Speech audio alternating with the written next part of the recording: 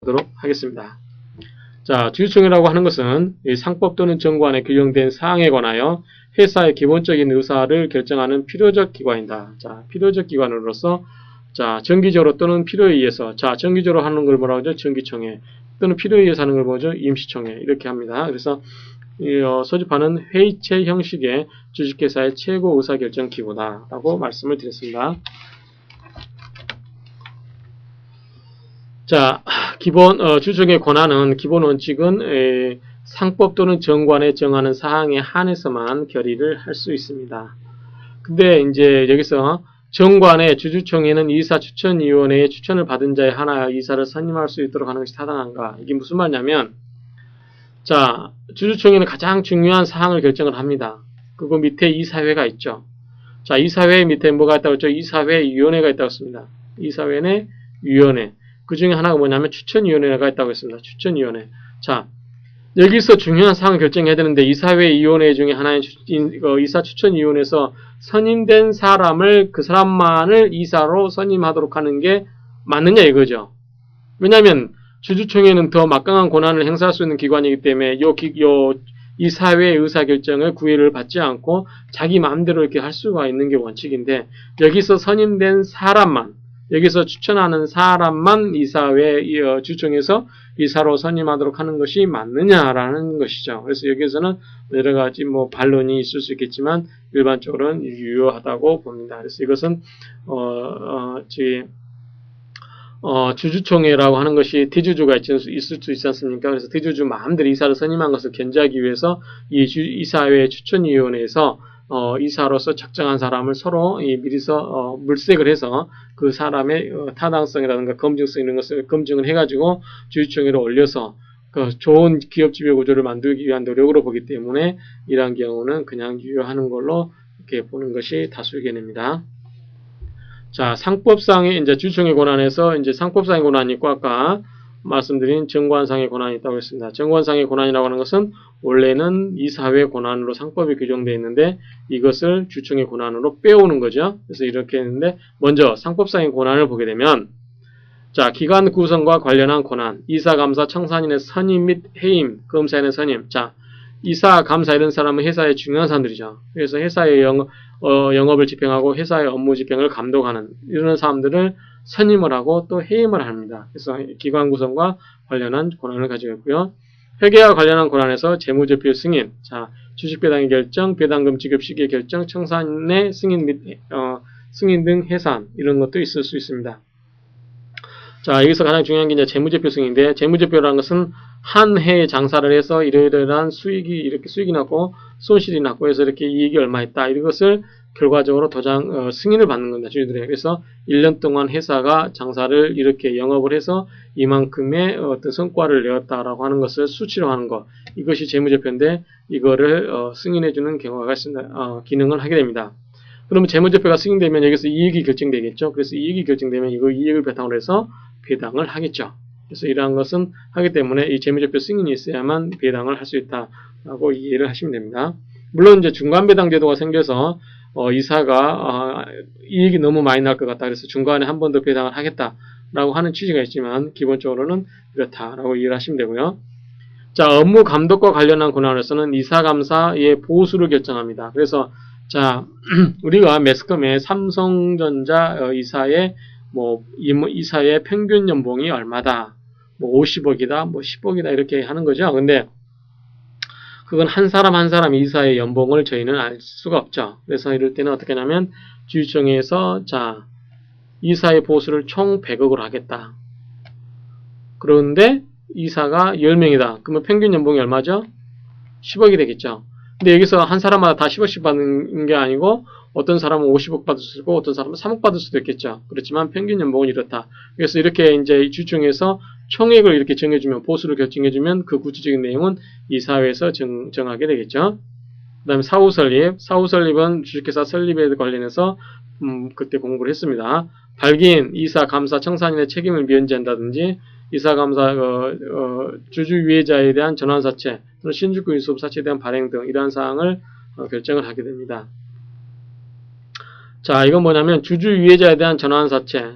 자, 이건 뭐냐면 회사가 어떤 전환사채를 발행한다든지 신주인수권을 발행했을 때, 신주인수권 사채를 발행했을 때 그러한 부분에 대해서는 대부분 유리한 조건으로 발행합니다. 그러면 그거를 발행했을 때, 자, 전환사채 같은 경우는 나중에 주식으로 전환할 수 있는 사채잖아요.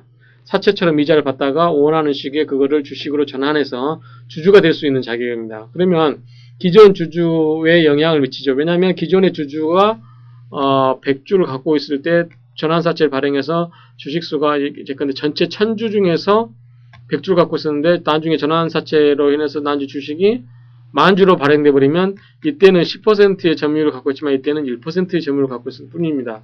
자기가 회사에 지배할 수 있는 영향력이 달라져 버립니다. 그래서 이렇기 때문에 기타 여러 가지 이유가 있기 때문에 원칙적으로 회사가 전환사채라든가 신주인수권부 사채를 발행할 때는 이거를 먼저 기존 주주에게 물어봅니다. 네가 이 주식을 새로 우리가 회사 주식을 발행하려고 하는데 또는 전환사채를 발행하려고 하는데 이것을 너희가 인수를 하겠느냐라고 미리서 물어봐야 됩니다. 그래서 원칙적으로는 기존 주주에게 먼저 배당을 하는 게 원칙입니다.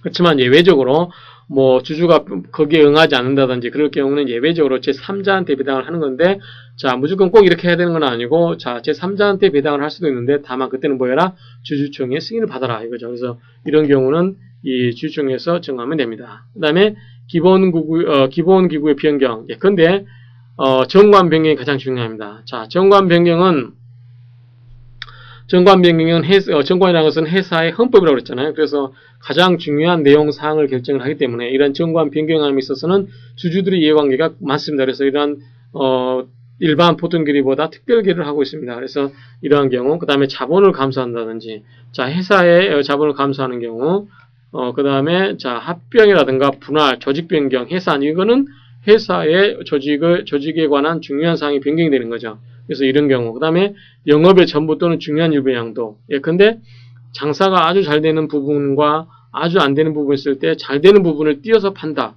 그러면 이런 것을 회사 대주주가 자기 아들한테 그냥 띄워주고 밀어주기 위해서 어떤 회사의 중요한 파트를 띄워준다 했을 때는 마음대로 하는 것을 막기 위해서 대다수 주주가 관여를 하게끔 합니다. 그게 이러한 권한이 있는데, 자, 여러분들이 나중에 우리가 주주의 의결권 관련해서 보통결의, 특수결의, 특별결의라고 했는데, 자, 이것에 관한 건 전부보다 중요한 내용입니다. 이것은 뭐죠? 특별결의입니다. 특별결의사항입니다. 자, 특별결의는 어떻게 한다고 그랬죠? 자, 참석한 주주가 몇 명이 됐든 간에 그 참석한 주주의 3분의 2 이상이 찬성을 해야 됩니다. 근데 그 3분의 2 이상 찬성한 수가 전체 발행주식 총수의 몇 분의 1? 3분의 1 이상이 되어야 됩니다. 그래서 참석한 사람이 몇 사람 안 돼가지고 그 중에서 만장일치로 한다 할지라도 전체 발행주식 총수의 3분의 1이 안 되면 가결이 안 되는 거죠. 참고로 보통결의는 어떻게 되죠? 보통결의는 2분의 1이 찬성을 해서 그게 전체 발행주식 총수의 4분의 1 이상입니다. 그래서 이것보다 훨씬 더 강력하죠. 그래서 참석한 주주의 3분의 1 이상, 그 다음에 그게 전체 주식수의 3분의 1 이상 이렇게 하는 것이다. 그래서 이 주주의 권한 중에서 기본구구의 변경과 관련한 권한은 전부보다 특별결의사항이다. 이렇게 이해를 하시기 바랍니다. 자, 정관상의 권한은 뭐냐면 주주총회 권한은 정관에 의해서 확대될 수 있습니다. 자, 상법의 규정이 없는 사항도 주식회사 본질이라든가 강행법규에 반하지 않는 것이면 주주총회 결의사항으로 할 수 있다. 자, 상법상 정관 유보사항은 아까 말씀드렸습니다. 자, 대표이사 선임, 신주발행 준비금의 자본전입, 전환사채, 신주인수권부 사채 이런 건 전부보다 누구 권한사항이다? 이사회 권한사항이다. 그런데 이것을 뭘로 바꿀 수 있다? 정관에다가 넣어가지고 누구 결의사항으로? 주총 결의사항으로 바꿀 수 있다. 그러면 자, 이사회는 주총의 결의사항으로부터 주총으로부터 권한을 위임받은 건데 주총회가 다시 이사에게 줬던 권한 위임을, 즉 상법에 그렇게 되어 있던 이사의 권한을 주총회들이 내가 하겠다라고 가져가 버리는 거죠. 그래서 이런 경우는 상법상 정관 유보사항이 되고, 그 다음에 해석상 정관 유보사항인데 뭐냐면 이거는 상법에도 규정이 없지만 정관에 규정을 해서 이것을 주총의 권한사항으로 할 수 있느냐라고 하는 뜻이죠. 그래서 상법에서 주총의 기관의 권한으로 규정되고 있는 사항을 정관에서 주주총회 권한으로 규정할 수 있는가? 여기서 학설이 여러 가지가 있는데 뭐 기본적으로 주식회사는 누구 거다? 주주 거다. 그래서 주주가 정한다라고 하면 그게 뭐 강행 법규라든가 사회 질서에 반하지 않으면 대부분은 주주들의 이익을 위해서 그러한 경우는 인정을 해줘야 되는 게 아닌가라고 하는 보는 게 이러한 긍정설이 다수랍니다. 특별보상의 주주증 권한사항은 넘어가고요. 자, 소집 절차는 이제 소집에 관한 건데, 이거는 이제 주주증을 소집하는 절차죠. 그래서 이 절차에 관한 부분인데, 요거는 여러분들이 이제 회사에서 실무에서 뭐 총무부라든가 이런 데 있으신 분들은 이거 절차를 잘 아셔야 되는데, 그렇지 않으신 분들은 이게 꼭 그렇게 절실하게 필요하지 않습니다. 그래서 이제 총무부에 뭐 주주총회를 소집을 하기 위해서 뭐 주주총회를 소집 통지서를 발송을 했는지 그럴 때는 여러 가지 이제 소집 기일이라든가 몇 주 전에 통보를 2주 전에 통보하다든지 그런 게 있기 때문에 그것을 잘 알고 있어야 됩니다. 그래서 실무 담당자라면 이것은 이제 알 필요가 있지만 그렇지 않은 경우는 대부분 강학사항에서는 그냥 가볍게 보고 넘어가도록 하겠습니다. 자, 소집권자는 기본적으로 누구다? 이사회에서 결정을 한다. 자, 이사회 결의 없이 대표이사가 단독으로 하는 경우는 뭐다? 취소의 원인이 된다. 자, 이사회가 정하도록 하고 그 다음에 소수주주도 주주총회에 소집할 수 있습니다. 몇 퍼센트? 3%. 3% 이상의 주식을 가진 주주가 자, 우리 어떤 사안에 대해서 논해보자. 우리 한번 모여보자. 라고 하는 거죠. 그래서 이런 경우는 주주총회 소집을 소집을 허용하고 있습니다. 그래서 여러분들이 아마 개모임 같은 거 할 때도 보면 자, 회원 몇 사람이 뭐 발의하면 뭐 회의를 할 수 있도록 이렇게 하는 것처럼 이렇게 임원진위에서 하는 경우가 있고 그 다음 일반 회원에서 하는 경우 즉 이사회에서 하는 경우가 있고 그 다음에 주주회의에서 하는 경우가 있다. 몇 퍼센트? 3% 이렇게 하시면 되고 그 다음에 감사. 자, 감사가 회사의 업무를 감독하다 보니까 주주들한테 이런 사항에 대해서는 알려줘야 되겠다. 그래서 보고를 할 수 있는 기회를 마련해줘야 되겠죠. 그래서 이러한 경우는 감사들도 인정을 해주고 있습니다. 예외적으로 이 법원도 인정해주고 있는데 이런 것은 법원이 후견인적 입장에서 이러한 사항에 대해서는 주주에게 알려주고 주주들의 의사결정이 필요하다라고 인정이 될 때 그러한 경우에 이 법원도 이 소집권자로 인정해주고 있습니다. 자, 소집총회는 소집 시기에 관련해서는 크게 이 정기총회와 임시총회가 있는데 정기총회라는 것은 매년 일정한 기회 결산법인 뭐 12월 결산법인 같은 경우는 보통 12월 말에 결산하는 법은 3월 안에 대부분 주총회를 열죠. 그래서 12월 31일로 결산법인 같은 경우는 이 3개월 이내에 주총회를 열어야 하기 때문에 보통 3월 안에 된다는 거. 자, 정기총회는 매 결산기 이내에 일정한 시기에 소집을 하는 거죠. 자, 소집 시기는 정관에 규정되어야 하나, 정관에 규정이 없으면 매 결산기 후 3개월 이내에 개최되어야 한다. 그래서 여러분들이 나중에 주식 투자를 하다 보면 3월 이내에 보통 1월 중순쯤에 자, 12월 31일자로 여러분들이 주주가 확정되면 그 주주들한테 이제 3월 며칠경에 뭐 이렇게 주주총회를 하겠습니다라고 통지가 옵니다. 그래서 이런 건데 이제 정기총회에서 가장 중요한 것보다 재무제표 승인이 가장 중요한 사항이다. 그래서 이게 뭐다? 정기총회의 가장 중요한 사항은 재무제표 승인하는 것이다 라고 이해하시면 됩니다. 자, 임시총회는 그런 사안이 있을 때마다 수시로 아까 누구? 이사회, 소수주주, 감사 이러한 사람들에 의해서 소집이 될 수 있는 겁니다. 자, 소집지는 뭐냐면 최소 독립행정구역을 의미를 합니다. 그래서 보통은 이제 본점 소집지도 하겠죠. 예컨대 서울에 있는 회사가 자, 주주총회 소집을 저기 어디 뭐 강원도 산골이라든가 아니면 일본이라든가 미국 이런 데서 주주총회 소집을 하게 되면 여러분들 미국에서 주주총회 주주총회를 하겠습니다라고 오면 가겠습니까? 대부분은 못 가겠죠. 그러면은 그러한 경우는 이 대주주 횡포가 될 수 있겠죠. 그래서 이런 경우는 뭐다? 결의 취소 소의 원인이 될 수 있습니다. 그래서 보통은 그 본점 소재라든가 그러한 구역에서 행해지고 있다는 거. 소집 절차에 관해서 통지라든가 공고를 해야 되는데, 자, 기명주주, 알고 있는 사람이죠. 이름이 적혀져 있는 주주는 통지를 해야 되겠죠. 무기명주는 누가 주주를 알 수 없습니다. 그래서 이러한 무기명주주는 나중에 회사에 와서 자기가 주권을 보여주면서 자, 내가 회사에 대한 주주다라고 표시를 하면서 자, 의결권 행사합니다. 그래서 이런 경우는 공고를 합니다. 그래서 김영주주는 통지를 하게 되는데 몇 주간 전에, 2주간 전에, 무기명은 공고를 하는데 3주간 전에 통지와 같은 내용을 공고를 합니다. 무결권 주식은 회사에 와서 의결권을 행사할 수가 없기 때문에, 의미가 없기 때문에 이런 경우는 통지라든가 공고가 필요하지 않다. 이렇게 이야기를 합니다. 자, 소집 절차는 여러분들 한번 읽어보시기 바랍니다. 소집 통지와 공고는 방금 전에 말씀드린 것처럼 2주 전에 서면이라든가 전자문서로 통지를 발송을 합니다. 통지서에는 회의의 목적사항을 기재를 해야 되겠죠. 그래서 여러분들이 나중에 주식 투자하다 보면, 자, 주총이 안건 해가지고 1번 뭐 이사, 누구 이사 선임의 건, 그 다음에 배당 누구 재무제표 승인의 건, 뭐 이렇게 정관 변경의 건, 이렇게 막 나옵니다. 그래서 이러한 목적사항을 기재를 하게 되는 거고요.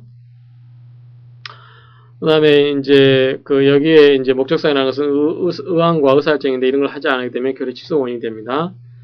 그 다음에 이제 공고는 방금 말씀드렸고, 그 다음에 임시 주주총회가 서면 통지를 하지 않은 채 소집됐다 하더라도 정족수가 넘는 주주 주소로 결의했다면 그 결의는 적부하다. 무슨 소리냐면, 자, 주주가 3명입니다.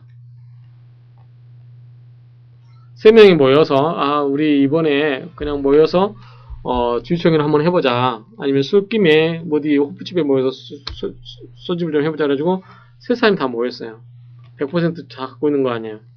그러면 자, 이때 회사에서 주주 한 사람, 두 사람, 세 사람한테 일일이 소집 통지해서, 자, 우리 기간 지키자. 2주간 전에 통보하고, 2주간 전에 통보하고, 3주간 전에 공고하고, 이런 절차를 하나씩 걸쳐야 필요가 있을까요? 이런 거는 주주가 다수인 경우를 전제로 하는 겁니다. 그래서 이런 경우 주주가 이렇게 적은 경우, 또는 몇 사람 안 되는 경우, 또는 만장일치하는 경우는 굳이 이렇게 절차를 밟지 않더라도 유효하다, 즉 적법하다라고 보는 겁니다. 자, 연기와 속행이라는 게 있는데, 자, 연기라고 하는 것은, 자, 회의가 일단 성립이 됐으면 그 회의를 다중을 하는 거고, 속행이라는 것은 심의를 착수했으면 시간과 자료 부족으로 해서 나머지 의사를 다음 회의에 계속해서 다룬 겁니다. 이런 경우는 왜 의미가 있냐면 소집 절차를 생략할 수가 있습니다. 즉, 어떤 이미 주주총회가 열려서 그러기에 연달아서 할 수 있는 연기라든가 속행이라든가 이런 연달아서 뭔가를 의사결정하고 그럴 때는 새롭게 다시 주주총회 소집 통지를 보내야 하고 그 기간을 가져야 되고 그럴 필요가 없다라고 하는 거죠. 그래서 그러한 경우는 그러한 의미를 파악하기 위해서 연기와 속행이라는 제도가 있다라고만 이해를 하시면 됩니다.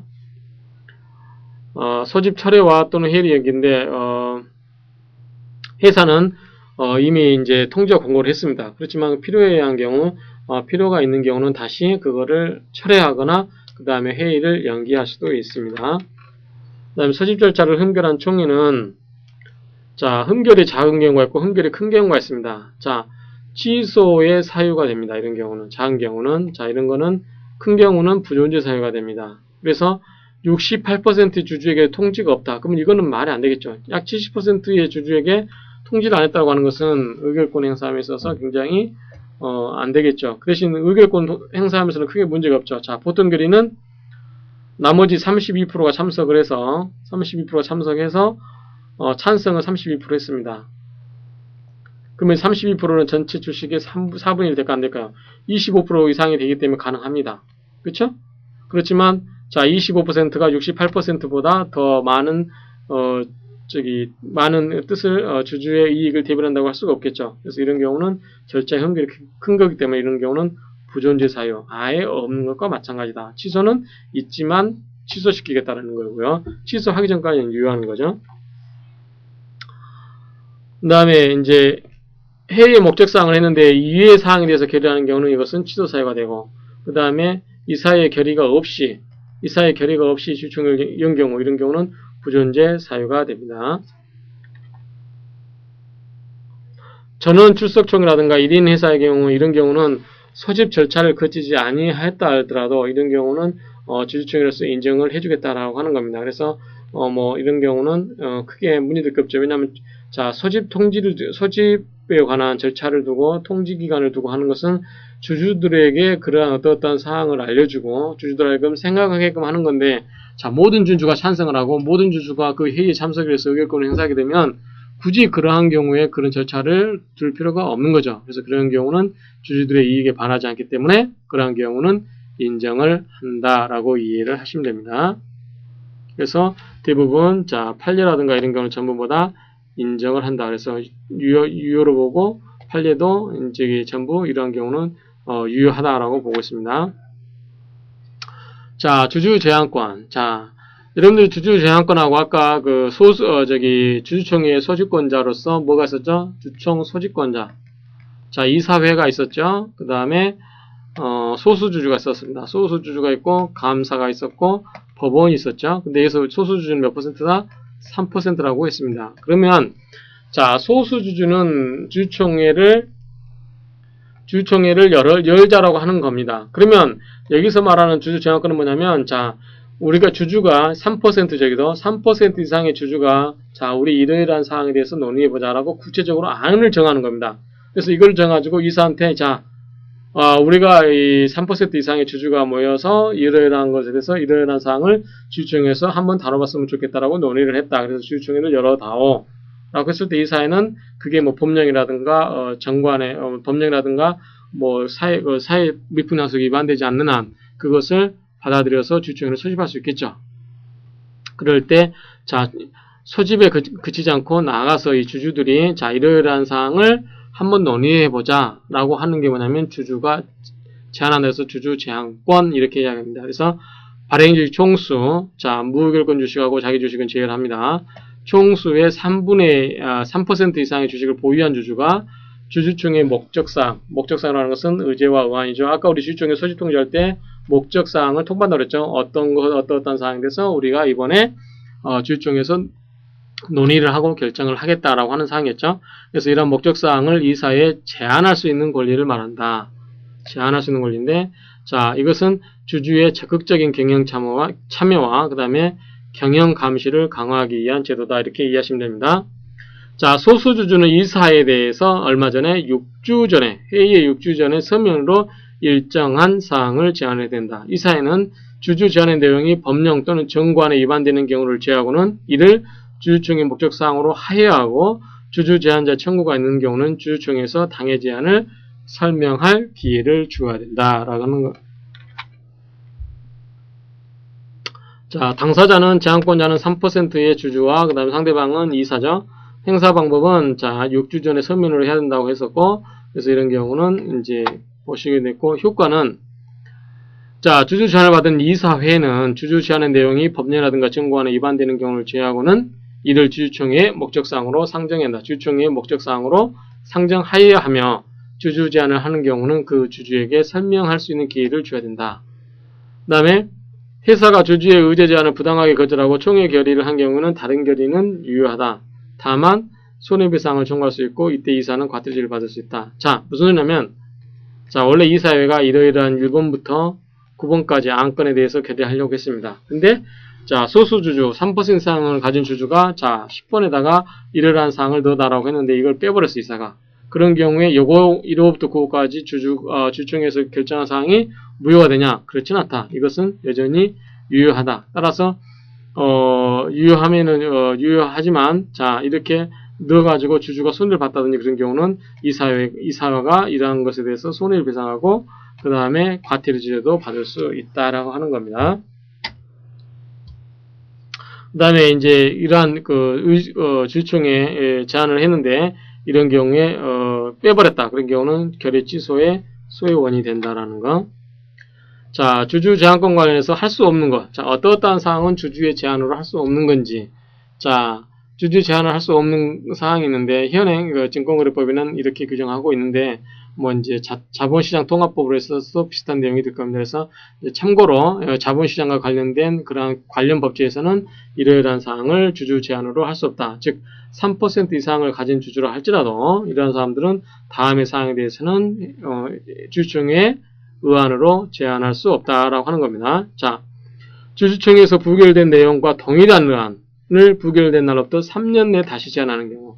자, 한번 주주총회에서 이러이러한 사항에 대해서 결정을 했는데 이게 부결됐어요. 통과가 안 됐습니다. 그런데 이거를 다시 3년 내에 또 다시 그 다음에 또 제안을 한다든지 그런 경우는 안 된다라고 하는 거고. 그 다음에 주주 개인의 고충에 관한 거, 개인적인 하소연 이런 것도 안 되고. 그 다음에 소수 주주권에 관한 사항, 그 다음에 임기 중에 있는 임원의 해임에 관한 사항. 자, 아직 임원이 임기가 끝나지 않았는데 그 임원을 자르자라고 해임하자라고 하는 겁니다. 그래서 그런 경우는 허용이 안 된다는 거.